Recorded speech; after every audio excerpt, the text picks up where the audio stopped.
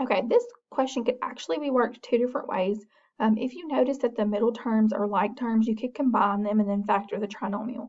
I'm going to show you how to factor this with grouping because usually when you see four terms, that's the first thing you're going to think of. So with grouping, first check for a GCF with all of them. They don't have anything in common with all of them.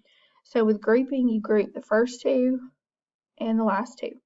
And you basically do GCF with each group. So if we look at the first group, x squared and 3x, they both have an x in them, so we're going to take that out, and that leaves me with x plus 3. You carry the sign that's in the middle, and then 8x plus 24, 8 goes into both of those, so we take that out, and we still get x plus 3.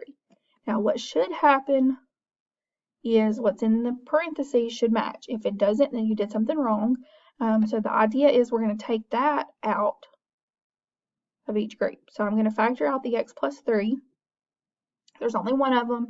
You don't write it squared, you don't write it twice. We just factor that out, and then you write down what's left. So if I take x plus 3 out of this first set, all I have left is this x. If I take it out of the second one, what I have left is plus 8. Okay, and then that is your answer.